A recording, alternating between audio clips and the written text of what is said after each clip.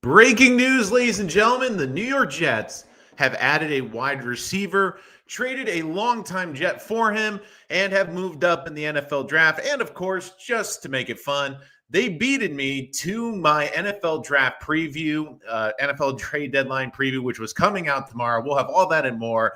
But let's break down the Jets adding a new receiver, and let's get it going on Rich Sports Talk.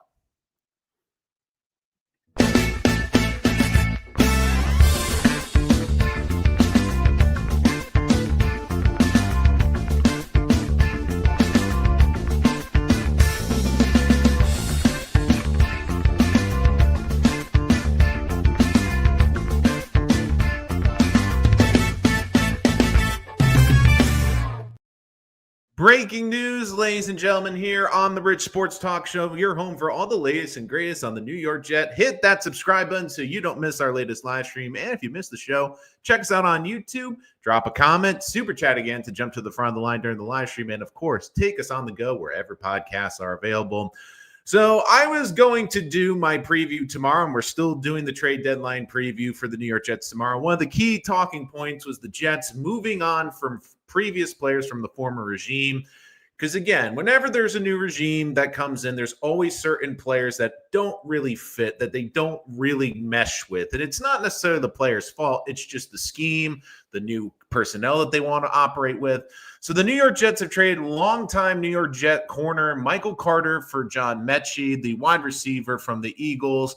We'll get into each player and how they fit on their respective teams. But just so you know, the basics, the New York Jets get Metchie and acquire a 6th-round pick from the Eagles in the upcoming draft, while the Jets trade Michael Carter and a 7th-rounder to the Eagles. So the Jets lose a 7th, but gain a 6th and move up with a pick swap with this trade as well. Michael Carter also waiving $5 million of guaranteed money to play for the Eagles. Again, he had a 9.7 cap hit, which at the end of this year, basically all the guaranteed money is done. So it seemed like the Jets are going to move on anyways. He was one of those Jets that was in their last year of the contract. I thought he'd be moved. And again, one of the things I said after the game when we talked about the Jets win on Sunday, and I was going to talk about in the Jets preview tomorrow for the trade deadline, I'll still talk about it, is I said, don't be surprised if this regime looks for young players. Because the Jets, even though they don't have a 3rd-round pick, are going to have a ton of day 3 capital next year. And again, they move up with this one, which I thought was a smart move as well. They don't in total picks lose anything, but they get greater value with the 6th-round pick. But I looked at this and I said, they're going to look to add young players because I do think that this Jet coaching staff and this front office understand that they need to win some games, especially in the second half. And to be fair, you have to give Darren Muji credit. You can criticize some of his moves in the draft, but I will say his trades have been spot on, and he's really done a good job of targeting teams that had excess. And of course, from this trade, trading from a position of strength where the Jets, one of the few positions you could argue they actually have legitimate depth was the cornerback position. A.Z. Thomas got his first opportunity to play really against the Bengals last week.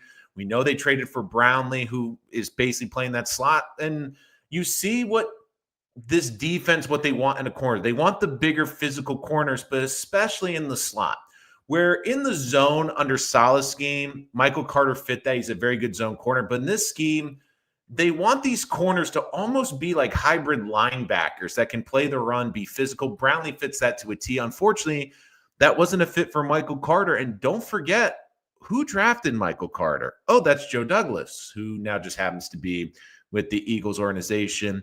So again, nothing against Michael Carter. Had a great Jet career, was one of the best slot corners in football. Injuries have slowed him down the last couple of seasons, last year especially. This year, seemed banged up. When they brought in Brownlee, you could kind of see the writing was on the wall. And look, you looked at this offseason, they kind of told you what they thought of this corner room. Because they not only brought in Brandon Stevens, who I'll give credit, has played a lot better since the first few weeks of the season. They added Brownlee early on in the season. They drafted A.Z. Thomas. They've added all this depth to the corner position despite having Michael Carter, who is one of the highest paid slot corners in football. So what did the Eagles get? Because if they're an Eagle fan in here, of course, drop your comments, super chat to jump to the front of the line. The Eagles desperately needed a corner. And they're going to get one. And for Jet fans, if Michael Carr starts making plays for the Eagles, look, you can't get upset. I don't think Michael Carr was a part of the long-term solution here. He's going to go to a defense that is got a lot of talent. He's going to a team that is trying to win a Super Bowl. If he has a couple of interceptions and down the stretch and helps the Eagles win games, you can't be upset, because this is a guy I don't think the Jets are going to keep long-term, and basically was just going to be on the bench barring major injuries this year.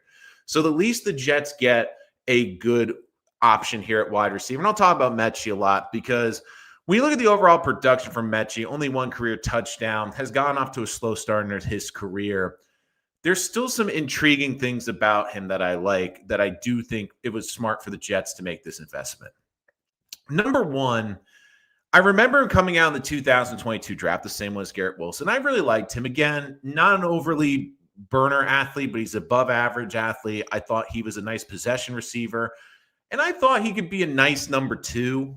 And I think that's what the Jets may be hoping he can develop into. The thing with Metchie is you have to remember this. He lost his entire rookie season. If you don't remember, he suffered an ACL injury, and then he was diagnosed with leukemia and had to miss that entire first season. And if you remember, that was the draft where the Texans hit on a bunch of wide receivers. And then all of a sudden, he comes back and he's down the depth chart. This offseason gets traded to the Eagles, another team who was having some injuries at the time. But when you look at when you have Smith and you have Brown at the top of that depth chart, and they're frustrated at the lack of passing that they're getting, there just wasn't a lot of opportunity for Metchie. This will legitimately be, I think, Metchie's best opportunity in the National Football League. Because you can make the case right now, he could easily be the Jets' number two receiver. And he's going to get targets because, let's face it, defenses are going to bracket Garrett. They're going to shift coverages. They're going to double team him. Mason Taylor is going to be a focal point that teams are going to try to take away. He's going to have opportunities in this offense. He's going to have an opportunity from day one to come in and make an impact. And look, I think Allen Lazard, some of the Jets are likely going to either cut or trade during this deadline. I wouldn't be surprised if the Jets try to move some other pieces, but this is a good opportunity. He's a 6-foot receiver, adds a bit of size to this room, gives you something where maybe you move Arian Smith a little bit more to the slot a little bit, try to get him some reps in there. But overall, I mean, this is someone that was the 44th pick in the draft. He has talent. And here's something that no one is talking about, which I actually think was a very smart move by Darren Muji. Since he missed his entire rookie season, he's a free agent then this year, but he's not just any free agent. He is a restricted free agent, meaning that the Jets get first crack to keep him. They can put an offer out to him. Then another team will have to come with an offer and then offer a compensation pick with him. And the Jets can either match that offer or let him go and take the comp pick. So again, I think this is a guy that will likely be able to stay under control. I think that you have an opportunity to keep him to 2026. And look, I'm not asking Metchie to be this team's number two. I don't think he has to be.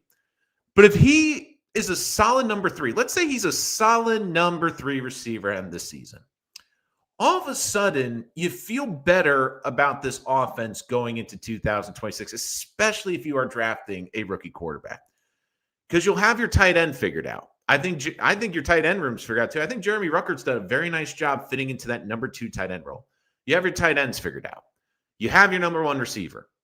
Running back, you're not sure of yet, but I would try to figure out Brees. You have your offensive line in a good state. If Metchie is your third receiver and you can draft your second receiver, because likely the Jets are going to have a high pick at the end of at the top of the second round, or even in free agency, it allows this team to not have to plug as many holes. Because let's face it, the Jets have a lot of holes. And if you come into next season with Metchie as a legitimate number three, Arian Smith is a gadget, deep ball, fourth receiver, and you find that number two, all of a sudden this receiving room looks a lot different. And for Metchie, a lot of this too is I just don't think he's got an opportunity, because he's been buried on depth charts for the Texans and the Eagles, who have two of the deepest depth charts at the wide receiver position in the National Football League. And now almost by default, he's at least going to be in the Jets, top three? Maybe he comes as the number two. But I think this is a good risk because you're basically not only moving up in the draft, getting a 6th-round pick, but you're investing in a receiver who has a good likelihood to be on this roster for a fair price next year when receiver salaries are exploding around the league. But you get a guy who hasn't had a lot of opportunities. And this could be a great opportunity for him in this system. And if it doesn't work out, what did you really lose? You got a lot of money off your books. You moved on from a player that you weren't going to be playing down the stretch and isn't a part of your long-term plan. And at the very least, you at least moved up a whole round in next year's NFL draft. So I think this was a solid move by the Jets. I'm excited to see what Metchie can bring to the table. And I think he is going to have a lot of opportunities with this team. I think he's going to have an opportunity to come in and get a lot of reps early for this team. And maybe this is what they see in him. Maybe they see a really big competitor that just hasn't had those opportunities. And again, I know it's limited tape, only 4 catches with the Eagles this year. I understand only has 1 touchdown his entire career, just about 500 total yards of offense. I know the stats aren't impressive. But I look at a guy like Jawan Briggs. I look at a guy like Brownlee. These were guys that, again, when you looked at their resume, you like certain things about it, but nothing really popped off the page to you. And you look at how they fit in the system. Briggs has been a really good defensive tackle for this team. You look at Brownlee, he has been not only a good corner on this team, but he's been a tone setter on that defense. Now, I'm not expecting Metchie to come in and be a tone setter as a wide receiver. But if he comes in here and you go at the end of the season, you're like, he might not be a number 2, but he is a good number 3, or he is a solid number 3. That's just one less checkbox that this regime has to check off in the offseason as they look to build an offense around a young quarterback. Again, Super Chat, jump to the front of the line. Let's get to your comments. Ben Jesus, I like the trade, man. So we got 1 in favor of this trade against Super Chat on the front line. Tony Alexio is in there. Rich, Muji's improving as a GM. All trades are successful, unlike JD with Reddick and JFM. Yeah. I mean, I also think, too, that Joe Douglas was desperate at the end. And if I am the Jets and Darren Muji, one thing I would look to do is look to take advantage of desperate teams right now. One team in particular, and again, you're not going to get their quarterback, which I know a lot of people think, is the Cardinals. I think the Cardinals might be looking to move on from their staff. There's a couple of teams you can kind of get the sense that you look at them and you go, okay, they might be a little bit desperate. They might need to do something out of the box to get their season going the right way. I mean, I think the Giants are going to be desperate at this trade deadline because they need to win games. I think they need to somehow stick in it because they know John Marr isn't happy. Cleveland, I have no idea what they're doing. I don't think they're going to do. Baltimore's looking at 2-5 and going, maybe there's some pieces we can get and sell off so we can just get some draft capital back. Like, you have to try to target in terms of trades, especially because you look at the regime there. I'm not sure how much longer they're going to be there. I mean, Cleveland's a funny team too, because Cleveland, don't forget, it's going to have 2 first-round picks because they got the one from Jacksonville in the trade last year up with the Jaguars. But, I mean, I'd call Pittsburgh, say, hey, can we give you Allen Lazard in a 7 for a 6? That's what I would try to do. And again, I'll talk more about the Jets as a whole tomorrow in the preview as I preview the rest of the trade deadline for the rest of the team. But again, I love Tony Alexio's optimism for a certain Jet, that he's going to be a certain Jet. Yeah, it is a good salary dump. And I'll talk more about this. I don't think Quincy is a 3rd. What I would try to do, though, Tony, is the Jets already have a 4th. They're likely going to get a 5th, I believe, for the Hassan Reddick comp pick. So you already are going to have 2 5s. If the Jets can get another 4, like, I would really be aggressive with Quincy, try to get a high-end 4 or at least a 4. I think San Francisco is the place I'd look. If you can get another 4, you can turn that into a 3rd-round pick. I think you want to get some more assets at the around in the 4th round range so you can go into round 3. I don't think we'll walk away from this trade period with a 3rd round pick. Again, if they do, I will be happy depending on who they trade in. But I understand that 3rd round pick. And look, this is also a reason why you have to be aggressive with desperate teams, because desperate teams will do desperate things. The Philadelphia Eagles warned Joe Douglas, Hassan Reddick will not play unless you pay him. And still Joe Douglas not only gave up a 3rd round pick because, and this is at the time I said, he gave up that pick in the 3rd round because guess what? If the Jets didn't win last year, he wasn't going to be in here in 2025 to make the pick. Look what's happened. That's exactly what's happened. They didn't win. He doesn't care because guess what? He doesn't have to use that draft pick. This new regime does. And when I look at the teams around the league, and again, I'm not sure what the Jets really have. I think Quincy, just because of the salary dump, I don't think you're giving away Quinnen. Jermaine's too high of an asking price. Will McDonald's the weird one, and I'll talk about him more tomorrow, where I could see a scenario, but it's tough with this season because you're going to go back to Michael Clemens full time. That to me just doesn't make sense. I'm curious if there's other teams that maybe value an Andre Sisco. Like, I think the Jets will try to add another body. I don't think they're necessarily caring about the draft picks. And again, some of you might be upset with that because, again, when we talk about trades, usually with bad teams, we want the picks. But, I mean, maybe there's a safety on another roster where the Jets give up a 7th round pick, but they find the pairing that they're back end safety so they don't have to draft one. Like, I think if the Jets can be creative there, I think that is definitely a place to keep an eye on. And look, I think if you look at these rosters, maybe this, because we know Aaron Glenn and Muji's tied to the Broncos and Lions, maybe there's a player on their depth charts that's further down that's not getting an opportunity that the Jets can maybe make a trade for. But look, I like this trade for Metchie. I think that this is a smart move because to me, there's no risk. If Metchie doesn't play well, okay, the Jets don't bring him back. They gave up a player who they weren't going to sign and wasn't a long-term part of the picture. They're taking a dice throw on him. And when I look at him, I look at he's still 25 years old. He's younger than Michael Carter. I mean, he is a younger player. You're basically going for a guy that was picked 44th in the draft. He's a 6-foot receiver, 195 pounds. Again, lost the whole 2022 season with an ACL. With the Texans, 2023, 16 catches, 158 yards. Didn't start a game in 16 games. Started only 3 games for the Texans in 2024. Had 254 yards, 1 touchdown, but did get the Eagles only 4 catches, 18 yards, but targeted only 4 times. So he was perfect on the targets, basically. I mean, he was also not targeted deep down the field. His yards per target this year were 4.5. But look, I mean, this is a player that is still a young player, still 25. This is someone that has really battled adversity that most NFL players have never had to experience.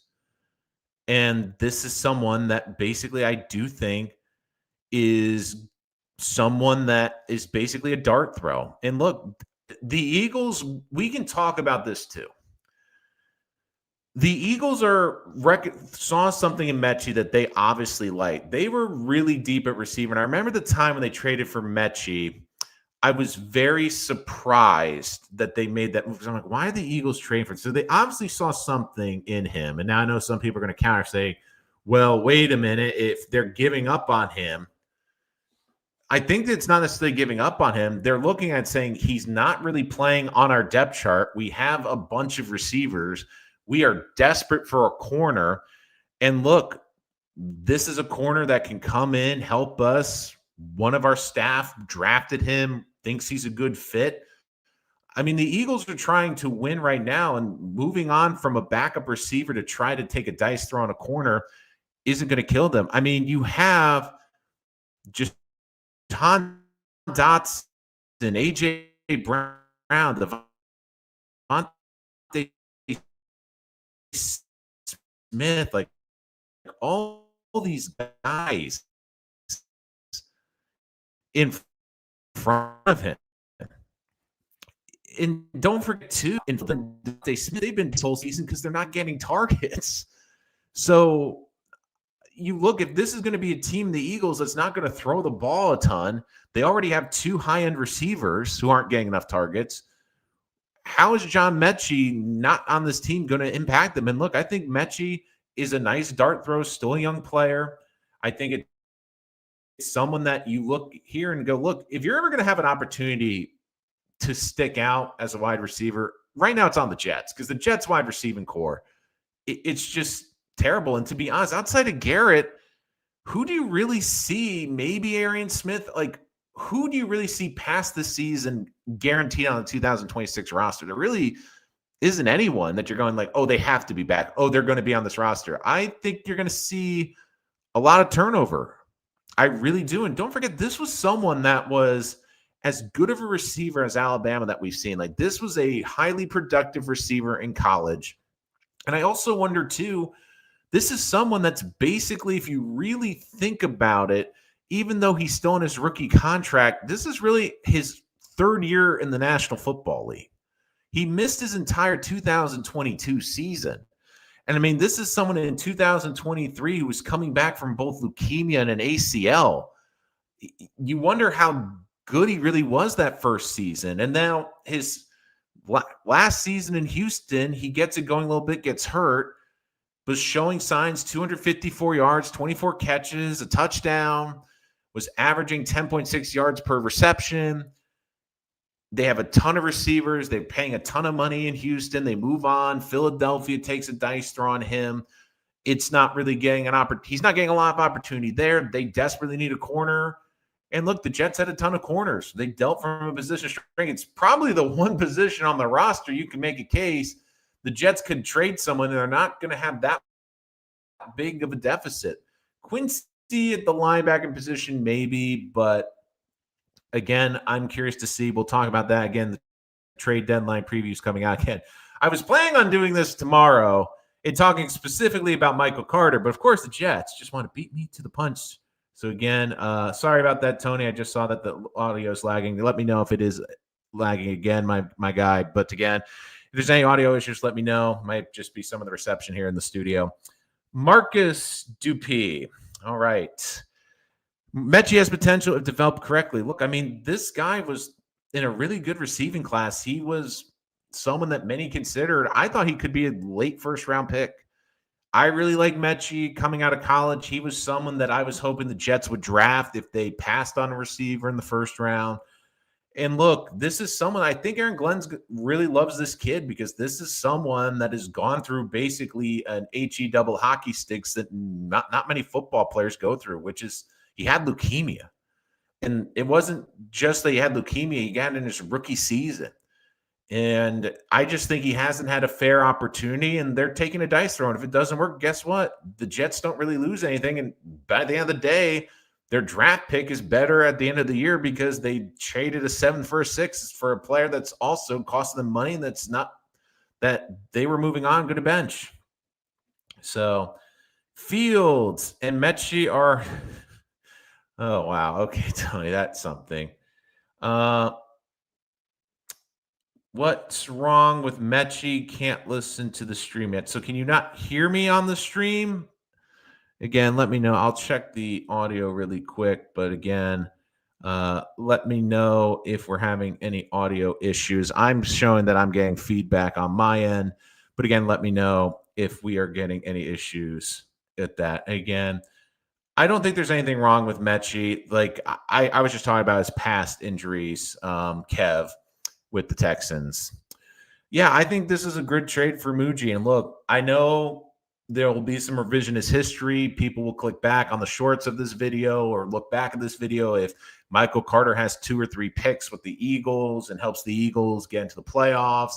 And people say, I can't believe the Jets let another one go. I can't believe the Jets let him go. Look, he wasn't going to be here in the long term. If anything, he was going to ride the bench. And look, he goes to a team that plays a scheme that fits his skill set better at the current time.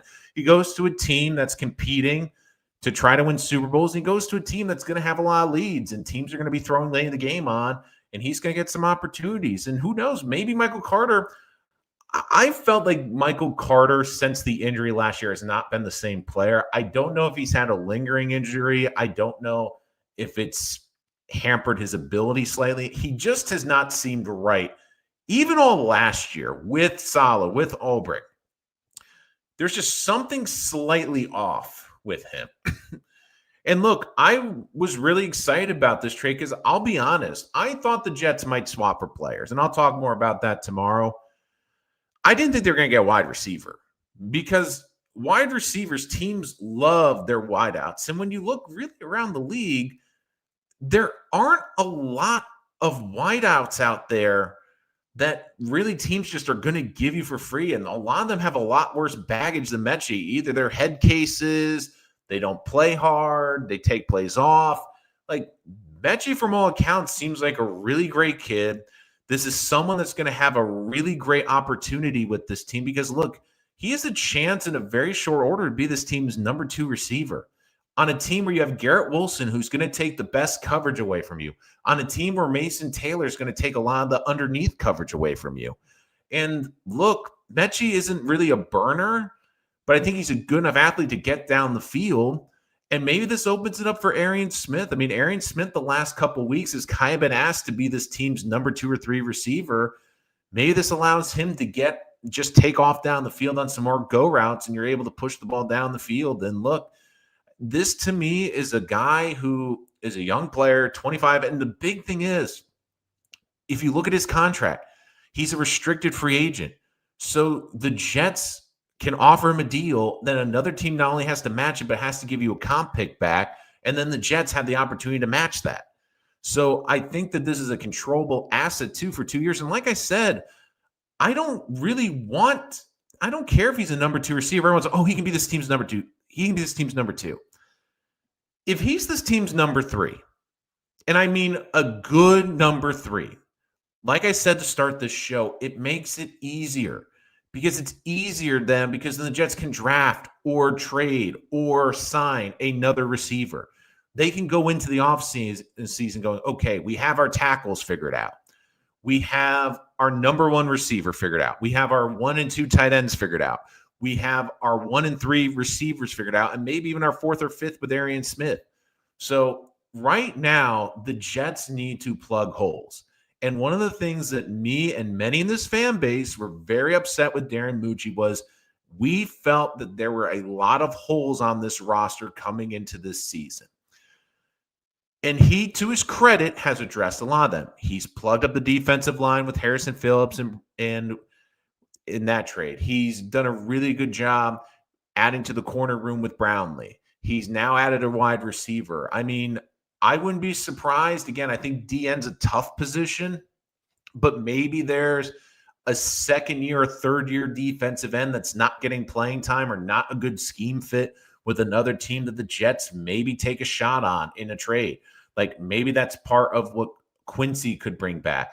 There's other players on this team that maybe get dealt because another team thinks they might be a better fit. You never know with this team. And I just look around and I look at guys on this team, like maybe there's someone that just takes a shot. I don't know. I'm just trying to think outside the box, like Tufele or something. Maybe there's a team that really loves him as a defensive tackle. Like there's not a lot of assets from this team. And I would say the one position where they had an abundance was the corner position, and they traded from a position of strength. And yeah, and breaks too. Thank you, Tony. All right, Marcus Dupay, or I don't think it's the other one, but if I'm wrong, let me know. They're going to trade Michael Carter, let him walk regardless of who he was. Yeah, they were going to let him go at the end of the season. And one of the things I noticed too is, and I say this all the time with organizations, actions will speak louder than words. When they made that trade for Brownlee, I knew Carter's career at the Jets was over. Maybe not that day, but you're like, okay. They're not trading for this young, controllable asset at corner that can play in the slot and not playing him. I'm like, okay, they are definitely moving on from him. And again, Maybe not at the time, maybe not, maybe not in that second, but you knew that they were going to move off of Michael Carr at one point. And you looked at the salary too. Like the salary was almost $10 million. They got a wide receiver. Like we've been begging for a wide receiver for months now. And look, I think that this is a solid trade because Carter would have been a cap casualty. His charge would have been $12.25 million in 26 and $12.25 in 27. You cleared nearly $13 million off the books the next 2 years, which you can now reinvest in a defensive lineman, which you can now reinvest in potentially a wide receiver, which you can reinvest on other key parts of this roster. And look, they're all in on Brownlee. They're clearly, the coaching staff love his style. They love the tackling. He's 2 years under contract. I think that you look at this, and again, you want to see the whole season with Brownlee. There's a reason the Titans unloaded him, but I really like the return so far. And Metchie at least provides depth. I mean, this is a former second-round pick, and I know he hasn't reached those expectations. But he's a restricted free agent. Jets will have first dibs if you want to keep him. So he just can't walk away. The Jets have the opportunity. They can extend an offer to him, and then another team has to match and then add something to it.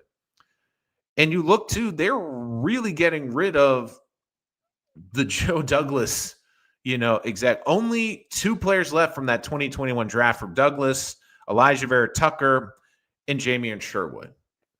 And we don't know what Elijah Vera Tucker's future is. And look, right now, the Jets' depth chart currently, Garrett Wilson, hopefully back, Tyler Johnson, Lazard Smith, Metchie, Isaiah Williams. I have a feeling Lazard isn't going to be on this roster much longer. I think that there is definitely saw that this is an opportunity. And look, I understand that this is going to be a small corner deal, but I just look at this. I think that this is just a really smart trade for the Jets. I just thought that this was a really good trade for the Jets. You took a shot. You also moved up in the draft. I don't think that can be stated. And look, this is, again, Michael Carr still, I'm hoping him the best. He goes to a great system.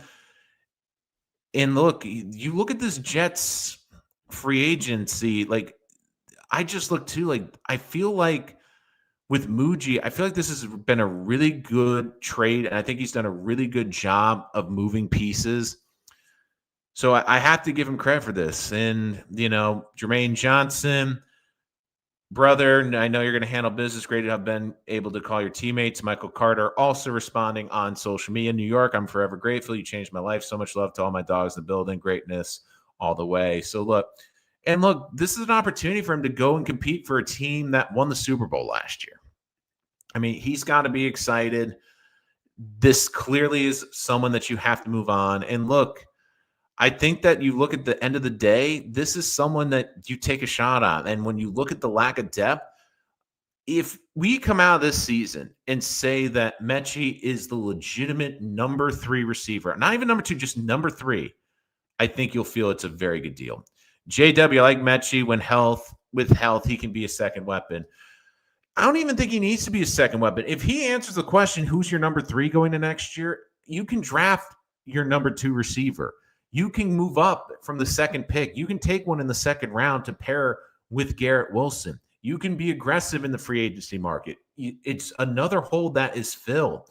And I do think that Joe Douglas had a big hand in this. I mean, look, he clearly had ties to Carter. He drafted Carter. And look, at the end of the day, Michael Carter was one of his best picks. He was a 5th-round pick that turned into the highest-paid slot corner at one time in the NFL. So obviously Joe Douglas did something right there. And I agree to me, I think he's kind of on the downside. And for what he's getting paid, he wasn't producing. Like, when you get paid, you have to produce. And let's be honest, since he got the contract, he hasn't really been up to snuff. I'm sorry. He just hasn't been there. And I really think that this is a really good trade right here for this team. At the end of the day, Here's the absolute worst case scenario. Michael Carter balls out for the Eagles. Okay, he wasn't going to be back anyways. Worst case, Metchie isn't a great fit. You come to the end of the season, you decide, you know what? We'll lowball the offer. We'll give him a low offer. Some team offers the same, but you get a comp pick, and you're like, you know what? We'd rather take the comp pick, even though it's in 2027, but we'll take the pick, and you move on. At the end of the day, you moved up in the draft from the 7th round to the 6th round. You moved a player that you were gonna cut because he was gonna cost you $12 million on the books. You moved off of guaranteed salary from this year, and look, you took a dart throw on a kid who is 25 years old, was the former 44th pick in the 2022 draft, and is someone that you're hoping you can develop. And that's one thing I really want to see from the staff and Tanner Engstrom. You really want this staff to show that they can develop players and be able to put these players in and to develop them quickly. And look, I think Brownlee has been a good example. They traded for him recently. He's made impact. He's been able to really fit into the scheme incredibly well. Briggs has been able to come in and fit in incredibly well. And you can tell, like, the Jets really lack that number 2/3 receivers, because even on their current depth chart, Aaron Smith is really not a great position. Again, Cisco yesterday has a pectoral tear. So again, I know some people are thinking, I'll move Michael Carr back to the secondary, but I do think that a safety could be on the table. I could see the Jets moving another 6 or 7 for a safety. I do think that is on the table. And I do think, as I'll talk more about too, that I think the team is comfortable. They have a lot of picks, especially on day 3 next year. I think that they are looking for guys that they can use that have NFL experience, that have already gotten some of those NFL bumps out of the way, that they can take from other teams that either aren't using them and plug them into their system and help expedite the process. Because I also think too that part of this, maybe they learned from this last draft. They're saying, look, let's get guys with some NFL experience, guys we know that can play in this league, instead of guys we hope can play in this league. And you look at the end of the day, Michael Carter, again, was a great story. He's been a great pick for the Jets in the 2021 draft. He developed into one of the best nickels. But look, injuries last year have killed him, especially start this year. And when you look at the Jets adding a long-term piece to this defense, you're like, okay, the writing's on the wall a bit. He's not going to be here long-term. And as much as I know it's frustrating, I'm very, I do want to thank Michael Carter. Again, I still think he had a very nice Jet career. He had a nice impact on this defense. It's frustrating that, he didn't get to have the playoff success here that we were all hoping for. But at the end of the day, I think that this is a smart move. I think that this was a smart move that improves this team both in the short term and the long term. And another interesting factoid from the Jets, from Mike Garafolo, that he reported today, is that the Jets have been working out some quarterbacks. So let's add to the quarterback controversy. So apparently, according to Garafolo, the Jets worked out quarterbacks Desmond Ridder and Dorian Thompson-Robinson. Now, again, Dorian Thompson-Robinson, former Brown, very athletic quarterback. Again, both of them more of the athletic quarterbacks. So again, that also maybe tells me, for everyone that say let #Brady cook, I think that the Jets are still looking at more depth. And I also think too that this Taylor injury might be more serious. Like, to me, if we come out of the bye and Taylor is still banged up, because again, I just don't think they want to put Brady Cook into a game right now. I don't think they feel confident, but I think they're also looking at Ridder or Dorian Thompson-Robinson to serve as Justin Fields' backup in case. So again, that's some breaking news from Mike Garafolo that the Jets, of course, are working out some quarterbacks, of course. So it's not quiet bye week at Florham Park, apparently. Let's see. a practice squad safety is better than Adams. I mean, one thing I would really do is I think that for the Jets, 3 teams to me really stand out at this trade deadline because of the former regime here. I think that, especially with all their injuries, the 49ers are a team to watch with the Jets because Robert Saleh's ties with the defense. I think that, of course, you still have the ties with the Eagles with Joe Douglas, which we saw today. But I also think you have to keep an eye on the Atlanta Falcons because of Jeff Ulbrich, especially with some defensive players. Now, again, I don't think the Jets are going to trade Adams, especially with Cisco's injury.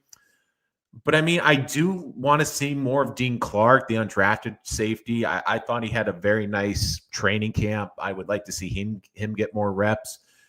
It's funny because, again, I don't want to be messing around with the corners. One guy also, too, is Quantez Stiggers. Like, could he be a guy that could play safety? I mean, I would give him a shot back there. But the other thing, too, is I'd look at former players that are on this team. Maybe one possibility is maybe someone trades for AVT. Maybe if this team really does not want to sign AVT long term, and some teams like, look, we really like AVT and we're going to take a dart throw on him next season, but we'll trade you so we have the rights to negotiate. I think that's a long shot, but maybe that's something to keep in mind. But also keep a lookout on the Broncos and the Lions. I mean, those are the 2 teams that both Muji and Glenn worked for previously. So I do think you have to keep an eye on those teams. I really do. And again, we'll have the full trade deadline preview tomorrow. Daniel, again, my friend for the Danger Zone. Good to see you, Dan. All right, regardless of the last game, I'm not optimistic in Fields or our coaching staff. Need to see them stack up for us. And you're absolutely right, Daniel. They need a stack. And I think this is what they're trying to do by adding another piece to this offense.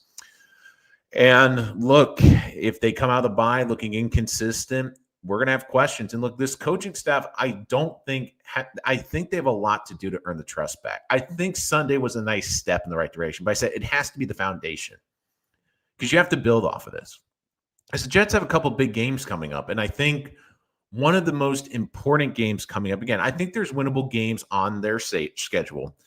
But to me, I look again, JW, there's a chance he could be the second best receiver. Again, I don't love the Jets' depth at wide receiver, but I do think he gives you an opportunity to be the number 2 receiver. You know, safety has been milling at best, so it makes sense to make change and try different things. I'm not going to be upset about that. Look, I think Dean Clark, I'd like to see him get more run. Maybe there's a safety out there that they add in the trade deadline. You never know. I mean, that's something I would keep an eye on. And look, the Jets are thin, but I'd look at Stiggers. I'd try to give him an opportunity as well. And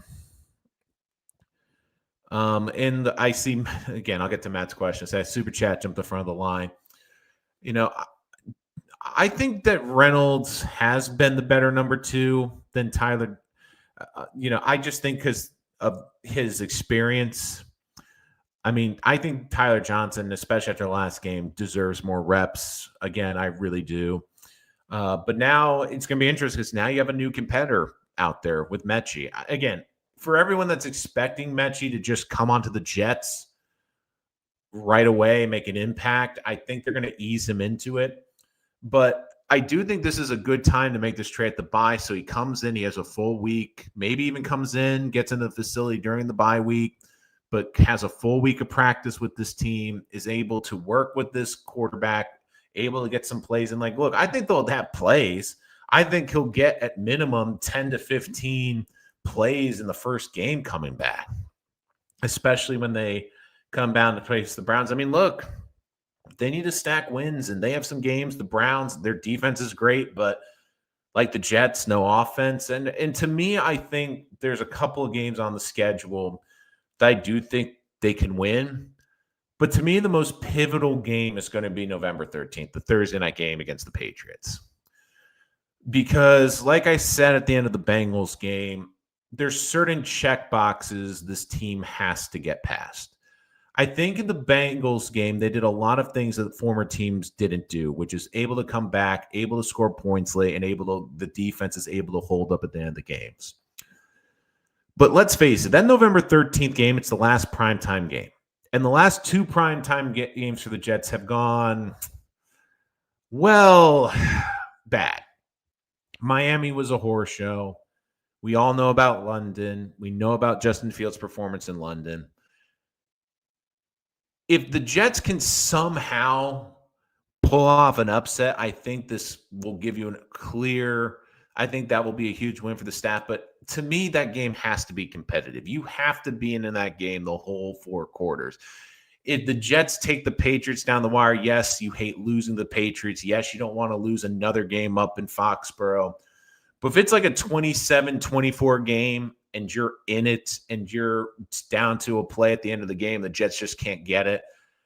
Yeah, it stings to not beat the Patriots. I think you have to be at least the Dolphins or the Patriots. You have to beat one of the AFC's teams this year for this coaching staff. But that to me is a game where you cannot come in on Friday and hear the whole national media and everyone saying, oh my God, the Jets were amazing entertainment for all the wrong reasons on primetime. So I think that's a very, very big one.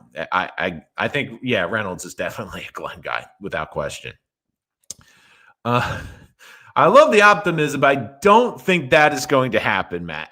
Just give me a solid number 3 receiver. If you give me that floor, I'll be more than happy. I think there's a couple things I just touched on this, Matt, but I'll go over it for you again. Love you guys as the listener. Again, super chat, jump to the front of the line, like and subscribe so you don't miss any of our live streams. I think it tells me that Taylor's injury is more severe than we thought. I think it tells me that Tyrod Taylor is really banged up. And look, Tyrod Taylor's, we've known the history. We know the injury history. And look, start of the season was banged up. I don't think he's been fully healthy this season. To me, I think they want to bring in someone that could at least compete with Fields if he struggles or at least can come in. I mean, when I look at these guys, to me, I just don't think they want Brady Cook to play. I just don't think they feel comfortable with him playing. So with Thompson Robinson, again, you get guys that have been around at least a little bit. I think it shows you that they're looking for that athletic quarterback. I mean, to me, Dorian, he's played in a couple games, obviously. Just looking at Dorian Robinson's career really quickly. Just trying to bring this up. 1-4 as a starter.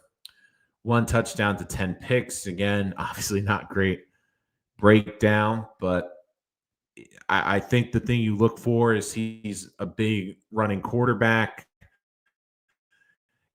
And with Desmond Ridder, again, I think this is more that, to me, it's more that the injury is going to miss significant time. And the judges, the undrafted Brady Cook. If I had my pick of the 2, I would go with Desmond Ridder.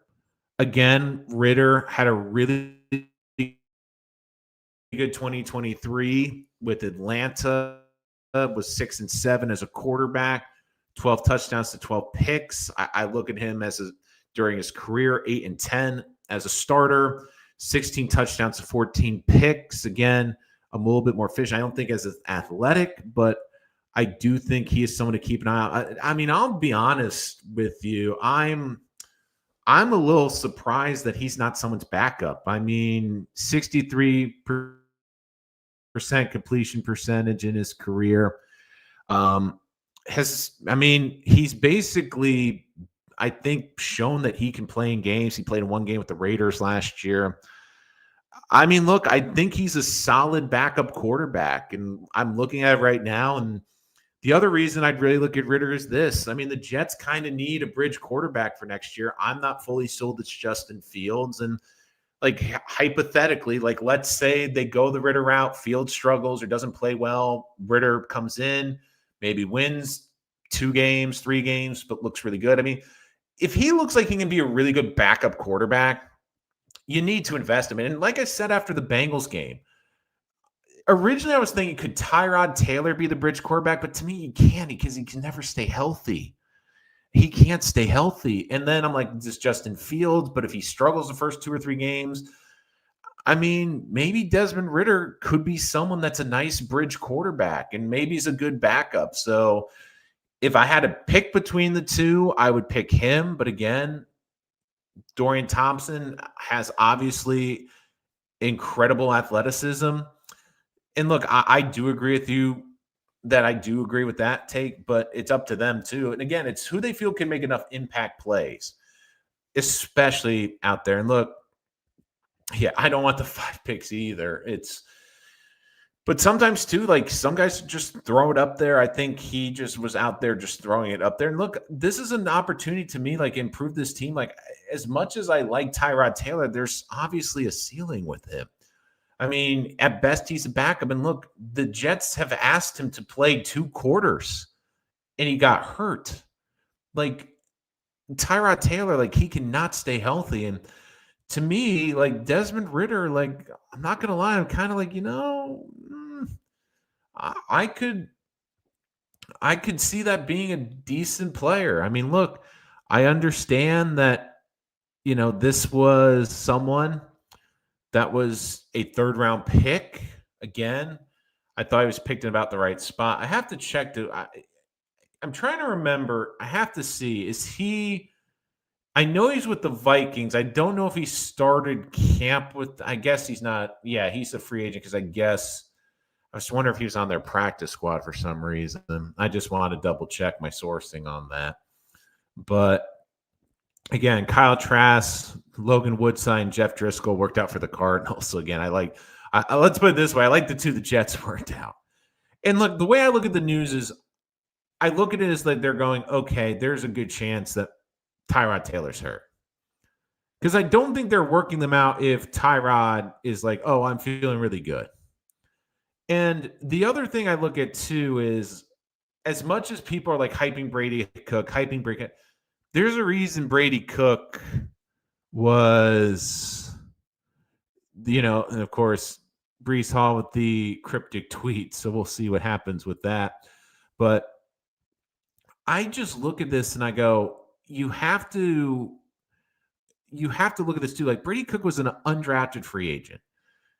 He wasn't spectacular.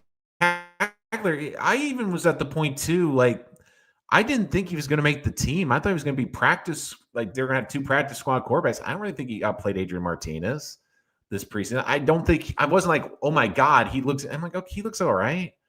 Like at least with Desmond Ritter, I know he can play in the National Football League. You know how I know he can play in the National Football League? Because he's started 18 games, because he has an 8-10 record, because he's thrown for 4,000 yards in action. So I know he's bounced around the league with the Falcons. I know he's bounced around the league with the Vikings. I know he's bounced around the league with the Raiders, but I would give him a shot, to be honest with you. I really like what he brings to the table. I think he's I think he's a really good backup, and I would really look into doing that. I mean,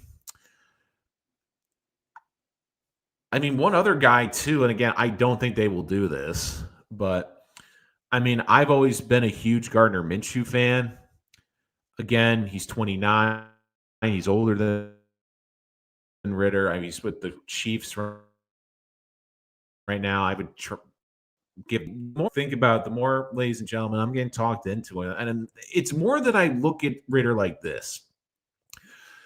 He has shown that he can play in this league. He can show you that he can win football games in this league. Right now, you're the Jets, and this is, I think, fitting with this episode. The reason you made this trade today is you are hoping to get an answer at the wide receiver position. You were looking, okay, Matt, my apologies, but thank you for clearing that up. And look, well, again, Tyrod's also a lot older, Matt. That's the other part. Age catches up to you. Age is also playing tricks on my hair right now, too. So, that's starting to get a little bit grayer. But anyways, I think that you have to look at it this way for why I really want, now that I look at it, Ritter.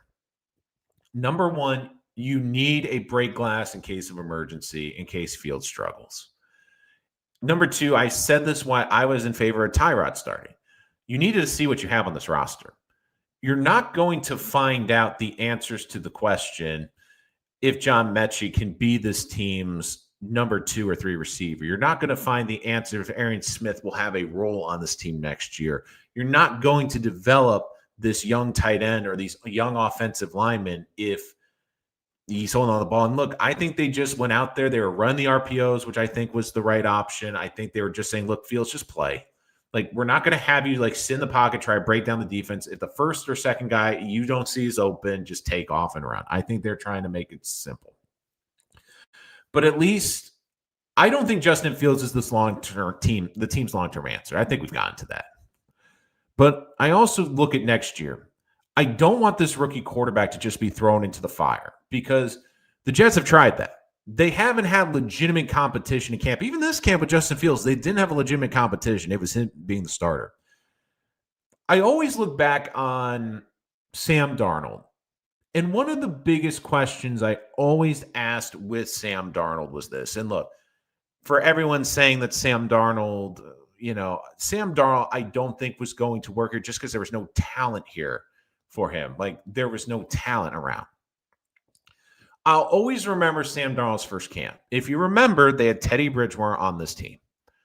And I thought that was great. Let Teddy Bridgewater, quarterback who's played in this league, been to the playoffs in this league with the Vikings, let him start the season.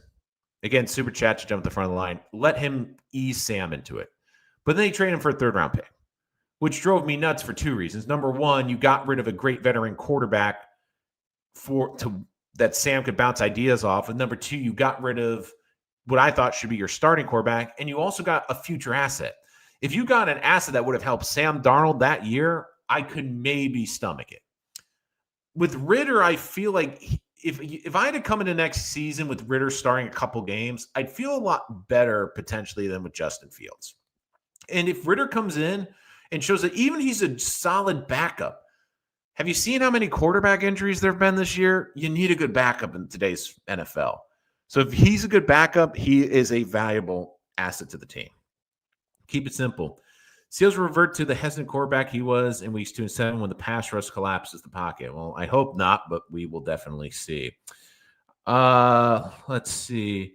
Arian Smith gets a lot of separation. Fields doesn't look his way. Well, again, Fields, part of the thing is he's not great at going through progressions. Like, we've seen it a lot, Matt, that we see him go through progressions. He's not able to go down the field. So I'm going to bring this up really quick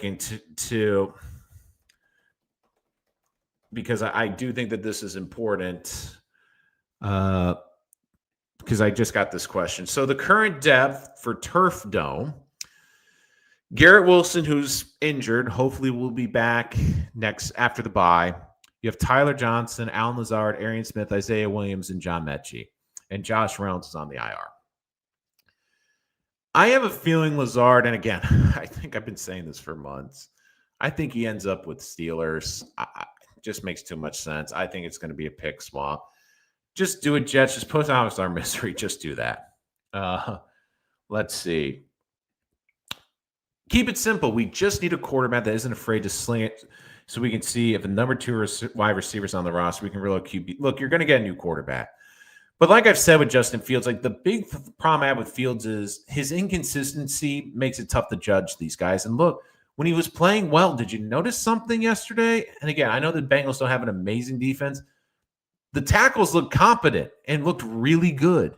And I think Olu's gotten a bean this year. But to be honest, if you watch the tape, the offensive line is giving the quarterback time. It's just the quarterback's not seeing the open players and not getting the ball out. So I just look at this and I go, this is why I want Tyrod. Because I felt, at least with Tyrod, I knew what I was getting. I knew that I was at least getting someone that could progress through the pocket, read the defense, deliver the ball down the field. Right now, I don't know if Fields can do this. Like, if Fields can give me with the Bengals game or like just a simple version, just like a medium version, like just be average, that is going to be enough. But I'm not sure if he will. And that's the thing that scares me. Oh, yeah, I really hope it works out too, because look, from all accounts, this is a good kid. From all accounts, this is a kid that, again, think about what's happened to this kid. He gets not only an ACL, but leukemia, and he's able to fight back. But you have to remember what happened.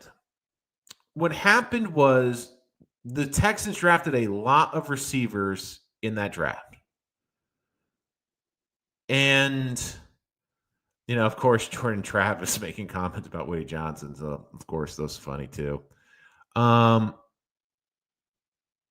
This is something that I look at too.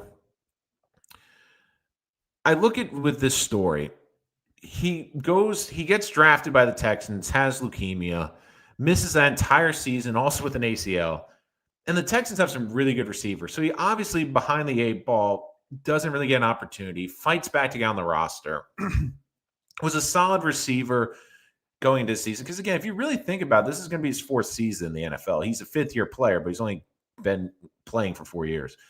So then Metchie gets traded because the Texans have so much depth at wide receiver. He gets traded to a team that also has a ton of depth at wide receiver, the Eagles, and also a team that seemingly doesn't like to throw the football to wide receivers, which pisses off their top wide receivers.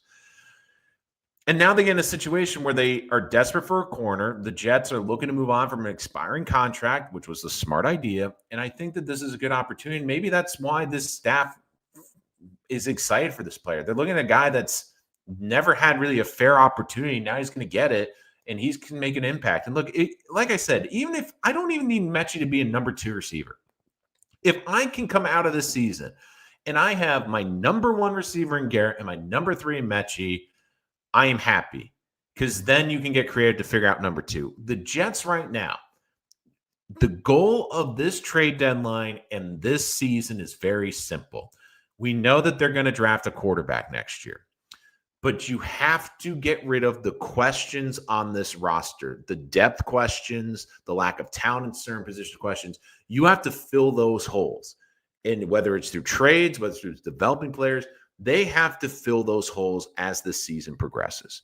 And if they're able to do that, not only will I think this fan base begin to trust this staff more, but this will also be something that it allows the Jets to be more creative. They can take more risks. They don't have to draft 8 or 9 players. They can be aggressive and move up to get the players that they really want. And look, I give the Jets a lot of credit. Like, if you look at it, this is a very smart deal that they made.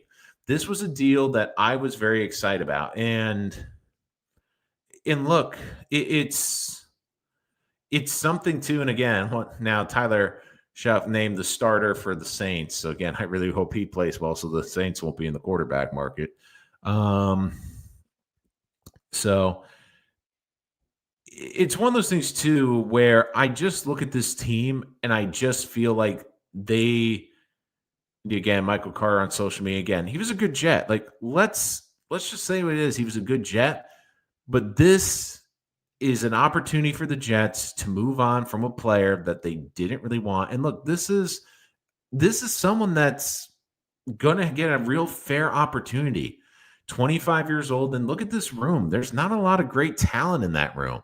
I mean, let's be honest. When you look at Tyler Johnson, when you look at all these guys on this team, you're hoping Arian Smith can develop, but realistically, are these guys on an average team? Are they the 4th receiver, 5th receiver, maybe?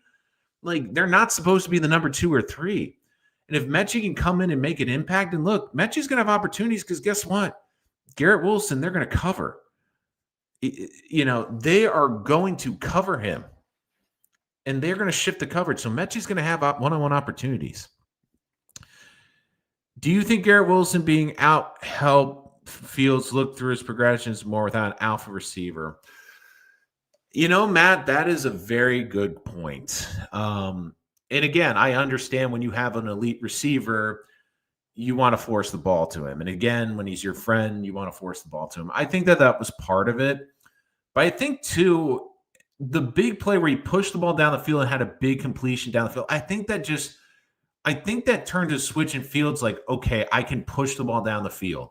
Like, I don't have to be afraid. And look, I know Fields hasn't thrown an interception. People keep harping on that. But I just feel like Fields doesn't have the confidence to throw the ball downfield. Like, he is basically, before the Bengals game, like throwing it to the running backs or throwing it on 5-yard like crossers. Like, he didn't want to push you past that mark. And now you got to get that intermediate open. You got to get that deep ball in, and you open it up down the field.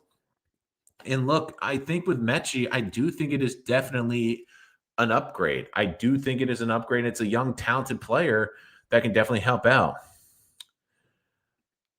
I mean, I think he's a backup quarterback. So, and it's not like you've got a lot of games with the Raiders, too. And look, the Raiders are a mess. I mean, like the Jets, Stanley. So, um, yeah, I loved his Alabama tape. I thought he was a late first round talent coming out. Again, the things I know about him is I thought he was a good route runner. Again, not an athlete that's going to burn you, but was really crisp with the route running, was able to create that separation through footwork. I just thought he was a solid receiver. Like, I thought his upside was a good number 2. And look, he has an opportunity now. And that's what you want to do. We have the Ritter debate going on in the comment section, which I just think is hilarious. Again, super chat, jump to the front of the line if you want to make a donation to the channel. Like and subscribe to miss our live stream. Again, if you're just joining us, the Jets have made a trade, trading Michael Carter to the Eagles for John Metchie. The Jets also move up in the draft as they get a 6th rounder for the Eagles while they send a 7th run down I-95 to the Philadelphia Eagles. So I guess one thing, at least Giant fans are happy the Jets didn't make this trade before that game. That doesn't really seem like it would matter. Look, I think he's under contract. I mean, he's not going unless the Jets are just like, okay, he's so bad, we got to move on. Like, there's a chance he comes back. I think it's slimmer, especially after the owner's thoughts, but that I think is also very important. Kevin, good to hear from you. Low risk, high upside. If it works, great. If not, it's not a big deal. And here's the thing I look at it. I look at it this way too. Worst case scenario, moved up in the draft. Worst case scenario, you might get a comp pick because he's a restricted free agent. Like, he cannot just leave the Jets end of the season. Like, the Jets have first crack at him. You know, Eagles fans are rejoicing about Michael Carr. I don't think they watched the tape on him. Well, to be fair, Matt, I think that with Michael Carter, I do think he will be in a better scheme for the way he plays. He wasn't great in man coverage. He's not an overly physical corner. So you could tell, especially this year, he was kind of out of position. The one thing I will say, though, is I don't know how healthy he is. Because I remember last year, remember watching, Michael Carter is not this bad. He's not this bad. And I think he was just playing with something all year. And now I'm wondering if he's got a lingering injury this year as well. But we'll definitely see. And yeah, and again, the big thing too is the Jets may even get a draft pick if they don't want him back. But again, even if he's a solid depth receiver, the Jets don't have receivers. They added a receiver. I think he will, Stanley. Like, here's the reason. I feel like the reason the Jets are working out the quarterbacks is the way I read into it is they don't think Tyrod is healthy. They think there's a good chance Tyrod is not going to play and be the backup. And I think they are looking at look, we want to have someone that we feel gives us a chance to compete. And for as much hype as Brady Cook got, let's be honest. I don't think there was much of a difference between him and Adrian Martinez.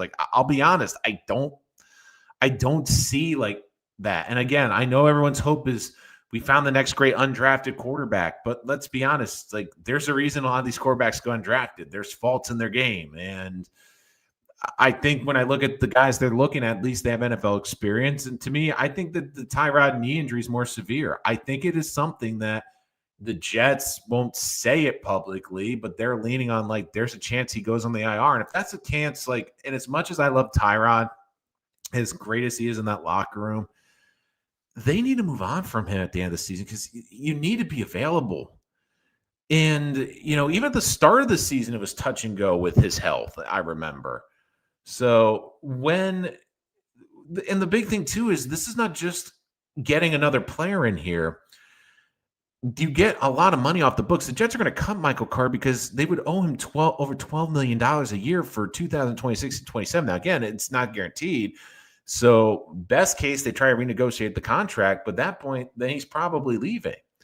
You clear up a lot of dead money guaranteed. And look, Carter gave up guaranteed to play for the Eagles too this year. He gave up about $5 million. So I think that this Kevin, Eagle fans have had a weird cult of high where they think, look, to be honest, the batting average is pretty damn good, Kevin. I mean, they've won Super Bowls. I mean, there's not many GMs in this league right now that you look at he's on the shorthand with the GMs you would want to run your team that you want to count. Yeah, Fields is going to start. Greg, he's going to start. I'll be stunned. And look, I know Aaron Glenn will maybe say there's a quarterback competition. I will not be surprised if we find out when we get back to Florham Park early next week that Tyrod Taylor's been put on like the short-term IR for the knee injury and that they've signed a backup quarterback. Like, I really, the problem is I don't think he's healthy, Matt. Like, I think the reason they're working on these quarterbacks is he's not healthy. And if he's not healthy, you can't trade him. And it's it's good because I'm going to do the trade deadline preview tomorrow. And Matt, like, I really did think about this. I really did. I'm like, should they trade Tyrod? Like, again, the hard part is he's so loved in the locker room and everyone loves him. You're like, I don't know. Yeah, that's a good one, though. I'll give you that. Dan from New York again. If the top QB projected for the draft stays in school, do you consider trading back and fill out those wide receiver 2 specifically? I mean, look, there's still going to be quarterbacks at the top. They're not all going to go back to school. Look, I still think the Jets are going to be picking top 5. I think they're going to take a quarterback. There's a chance to even trade up for a quarterback. So I think right now it's quarterback. I mean, you can keep punting it down the road, but you're going to have to you got to get your guy eventually. Like, you have to get a quarterback. But I love it. You're like, I love to see the guy fail. I don't think that'd be fun. I want to see him fail. Come on, my guy. Come on. Let's see. Who would take Tyrod? I mean, Ravens have not exactly been great. As someone that's got an injured quarterback potentially, I think that's someone too. Look, I think the Jets still have a top 3 pick. Yeah. I mean, I think you could still get a late day 3 pick. I think you get a late one for that.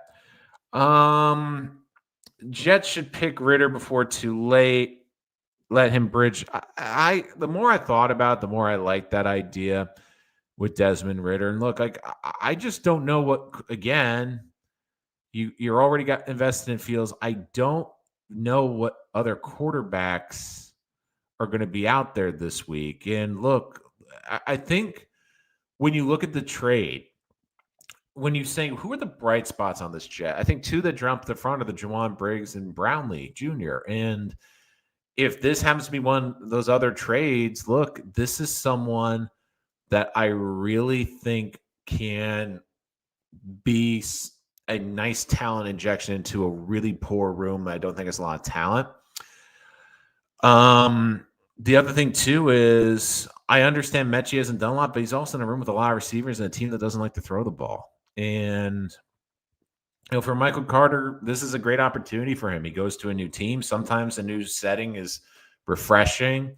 And again, too, him and his wife are expecting their first child now. So again, gets a new home that he gets to build a family with and a new opportunity. So again, I think this is good for everyone around, if I'm honest. I mean, you get Michael Carr gets an opportunity to be on a competitive team and team that's desperate for corners. Metchie finally goes to a team that's the wide receiver and that he has a chance to legitimately start. And also, I think this is a good trade for the Jets, and because you get, and again, and let me also say this too, because again, I apologize. I've been slightly messing this up. So this picks are in 2027, but the Jets still move up. So the Jets received the 6th round pick in 2027 and moved back to 2026. Now, okay, so this is official now, according to the Jets.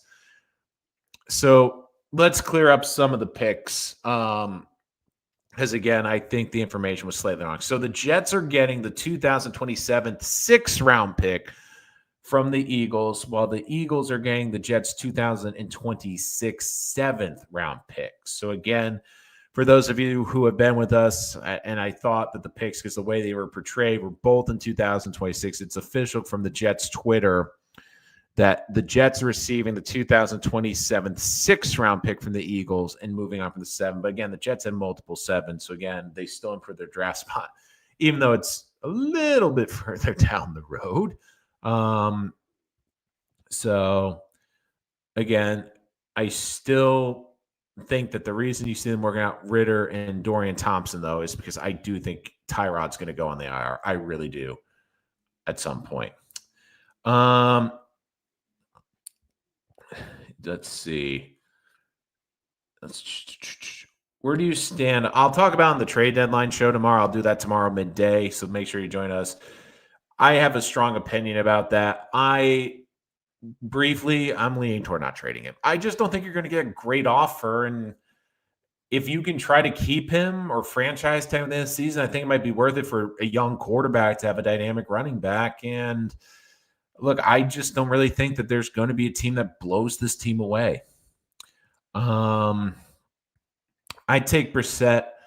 Like, I like Brissett. I'd be okay with that. I've been higher on Jacoby Brissett than a lot of people. I like that. That's a good idea. Keep it simple. I really think that's a good one. Let's see. Mendoza will be going to New Orleans. Here's the thing I look with Tankathon. Would I love the Jets to get the number 1 pick, of course, but I've learned for the state of my mental health after 2020, like, you just let the chips fall and then you go from there. And you can't be furious that the Jets get the number 2 pick or the number 3. It's just the way it happens. You can't control the NFL draft. As much as we all just wish this was Madden, you could sim through the season and be the number 1 pick. That's not how it works. And look, if the Jets end up with the number 1 pick, then we're having another awkward discussion, which is, do we have to cleanly gut everything and clean house? I mean, that's another discussion that, to be honest, I don't really want to have as a Jet fan. I really don't. Question: do the Jets want to keep a dynamic dual threat idea alive with whoever or get the next, or do they want more of a Jared Goff? And I think that's going to be a very question. Like, if I'm honest, Matt, I thought that's who they were going to lean toward this offseason when they were looking at kids to draft or bring in. Like, I looked at Mac Jones, and I thought Mac Jones reminded me a lot of kind of what Jared Goff does. And I'm like, it might not be bad. And part of me also, maybe I just love chaos, but I was kind of like, could you imagine if Mac Jones went to the Jets, it was actually good, how Patriot fans would feel? But I do think that's very interesting. Look, first of all, Wild Wave, that's not happening. I know he got benched. He paid him a lot of money. I think there's another linebacker on this team that could get moved to San Francisco. Look, Twajays gets hurt too. He's banged up all the time too. Like, I'm not doing that. I really am not. Be going. New Orleans has that pick. Look, and they're not Tyler Schaus going to be the pick. Look, I still think the Jets are going to finish the top 3 pick. But again, I'm not going to drive myself crazy trying to figure out the tankathon and where they're going to end with that. Again, super chat to jump to the front of the line. Make sure to comment below. And again, if you're joining us after, make sure to comment. And you can always take us on the go wherever podcasts are available. And also check out all our latest shorts that are available on the channel. Again, thank everyone that always likes and subscribes. We always appreciate the traffic. And as always, we're trying to get more great Jet fans into this community. So again, if you're interested, let us know. So we're trying to get more ones in here. Again, they're not going to be able to move that contract. And then you're going to have to replace 2 linebackers because Quincy's not there the year Wild Wave. So I don't know how that's going to work. Yeah, I think that's simple too. Like, we always worry about the number 1 pick, and sometimes the guys after them are a little bit better or they're embarrassing. The big thing I look for the Jets is this, and Matt, I'll get to your question in a sec. I think it's a good one. I just want to talk about this really quick. So my thoughts are this. With a quarterback, it's all about the situation. And let's be honest, the last time the Jets have drafted a quarterback, they haven't had a good situation. I think when the Jets draft a quarterback this time, they're going to have the best situation they've had because they're going to have the best offensive line they had. They're going to have a legitimate number 1. They're going to have a really good tight end. They could potentially now have a 3 with Metchie. And if you keep Breece Hall, you have a running back. I think this is a good team to put a rookie quarterback on. And it's not like Sam Darnold where he's throwing to basically an expansion roster, or Zach Wilson where he's behind a god-awful offensive line.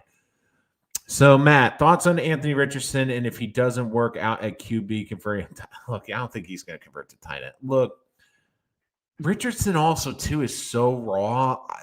A lot of his problems like Fields. He has problem dissecting plays. His problem reading the defenses. Holds on to the ball too long. It's just to me like another version of what you have in Justin Fields. It doesn't make sense for me to do that. I've been watching. I need to really dive into the tape. The thing that scares the what out of me is two things with him. Number one, traditionally, quarterbacks that have only played one season of college football, like they cannot make that transition to the next level. And number two, I always raise my eyebrow at that. It's a little less now with Alabama than it was really in the height of the Saban era, but it's a little bit different when you're at Alabama. You're throwing to 5-star receivers where all your offensive linemen are 4 stars in front of you. You have a 5-star running back. Like, it really does help. So, well, yeah, Aller's also hurt. So to me, he's going to be a 3rd-round flyer and a backup for a team that might look to develop a quarterback long term, but not the Jets. Let's see. I'm not even touching that one, Matt. But look, I know people are liking the idea of Anthony Richardson, but I'll be honest with you, I'm just out right now. Again, the Jets also, according to Rich Cimini, had other workouts today. They had, of course, Desmond Ridder and Dorian Thompson-Robinson, quarterbacks from Cincinnati and UCLA. Jarius Monroe, the DB from Tulane. Glendon Miller, the DB from Maryland. Raheem Jarrett, wide receiver, Maryland.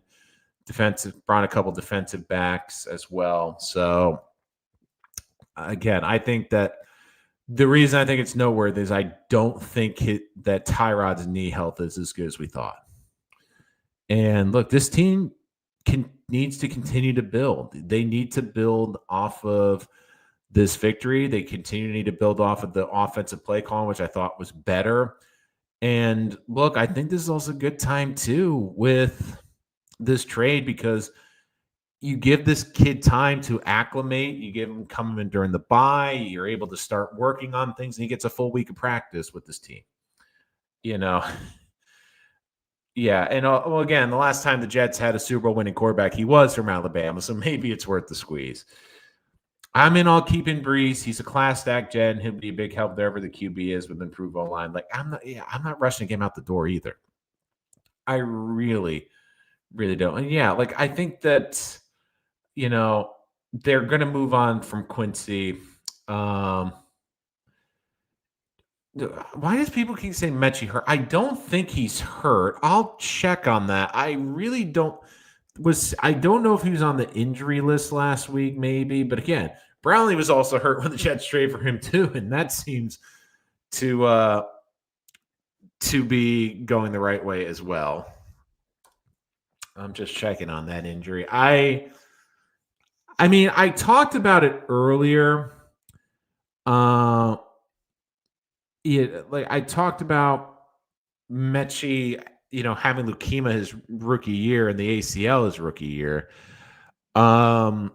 So, I don't know. I'm checking to see anything right now. But it doesn't appear that he's hurt. So, again, I don't know where that is coming from, to be honest. What is Green Bean saying he's hurt? I guess.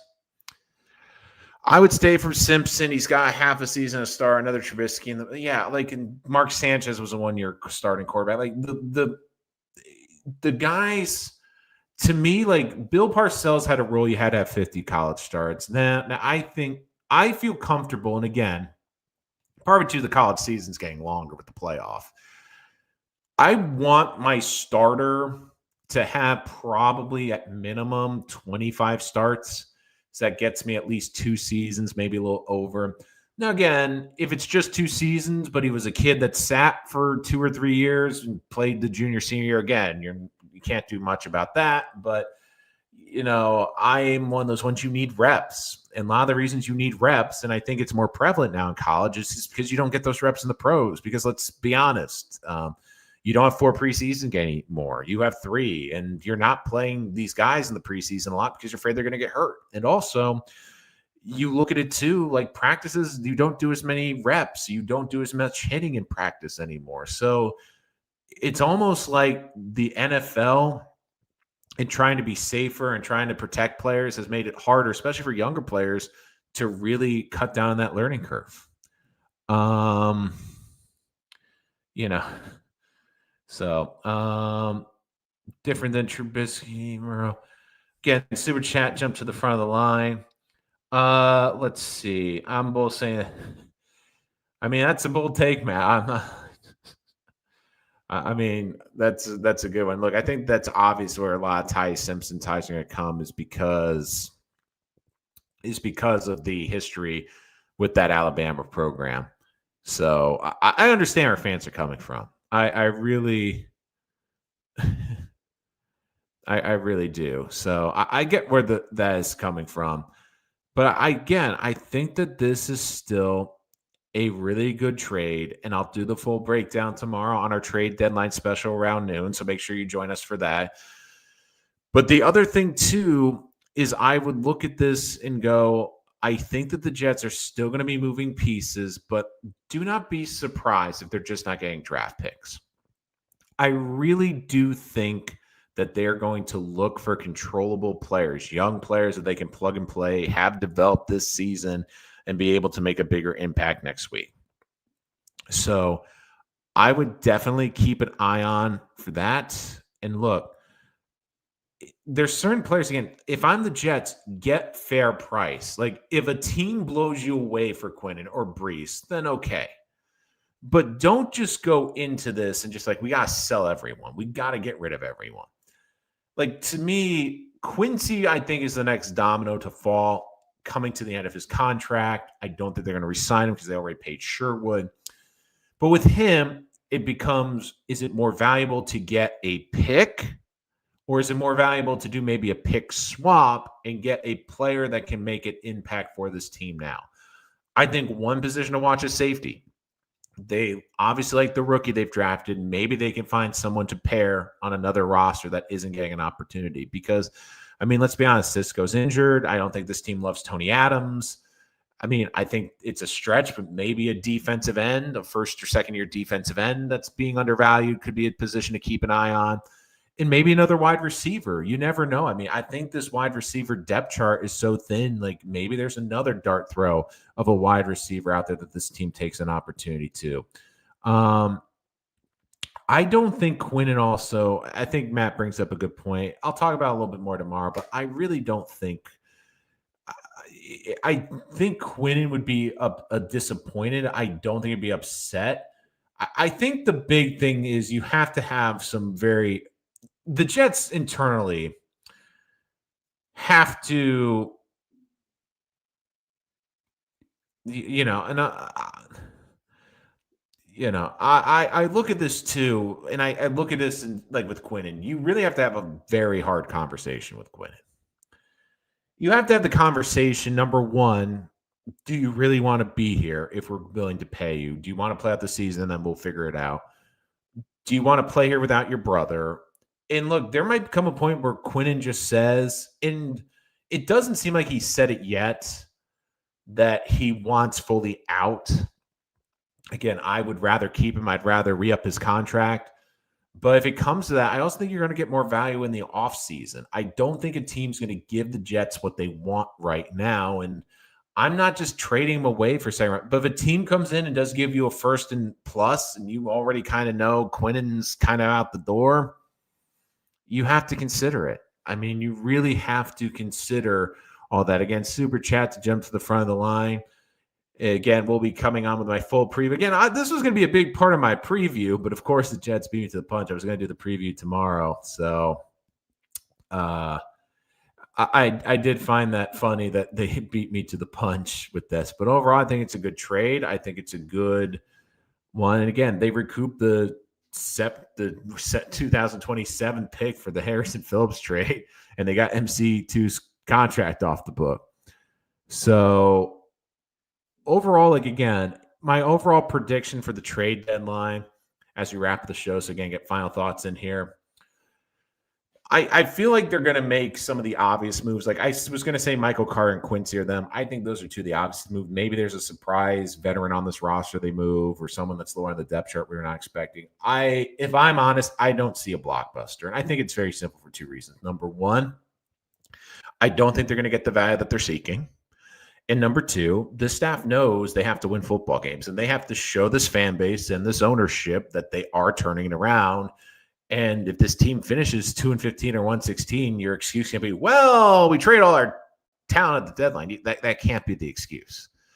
And look, there's some winnable games. I know everyone's going to look at the Jets as being a winnable game on their schedule as well, but I think this team just needs to continue to build off of last week, continue to build out this roster. But the biggest things too is just don't be embarrassing. Like, be competitive. This fan base can deal with losing. They've dealt with it for a long time. What they can't do is being embarrassed. You cannot be embarrassed in the Patriot game. You cannot be embarrassed against the Ravens. You can't be embarrassed and not look like you belong on an NFL football field. So again, the Jets have the bye to reset, to reload, and we'll be talking more as we'll get our final question in from Keep It Simple. Do you think Glenn will follow the Campbell Foreman and grab a golf like QB for someone maybe after draft? Well, Mac Jones is playing right now, so that's going to happen. I mean, we'll find out. I mean, I thought they were going to lean more that way, but they wanted the more athletic quarterback. So I think we're going to learn a lot this offseason on the quarterback they covet. But we'll have more tomorrow again around noon. We're coming on to do our Jets trade deadline preview, which is a little bit late to the party since the Jets have already made a trade. But anyways, thank you, everyone, for joining us on Rich Sports Talk. Again, if you're new to the channel, hit that like and subscribe button so you don't miss any of our latest videos. And, of course, if you want to take us on the go, listen to us wherever podcasts are available. We're also coming live after every single Jets game this season. So if you want to come in, again, we don't have any this week because, of course, we're doing a bye. But we will be here the rest of the season bringing all the latest news. And, of course, we are one of the premier draft channels that covers the New York Jets. We do everything in the offseason from breaking out all the prospects to, of course, I do full 7-round mock drafts for you. Why? Because I love you guys. And, of course, I just love the process. But looking forward to that when we get to that point of the season. But again, excited to see what else the Jets do at the deadline. We'll talk more about who could be potentially moving tomorrow here on Rich Sports Talk. So make sure you're there for us. Again, thank you, everyone, for joining us for this video. Always love and appreciate the support and the great insight and questions that you ask. But until next time, I'm your host, Rich, and this has been Rich Sports Talk.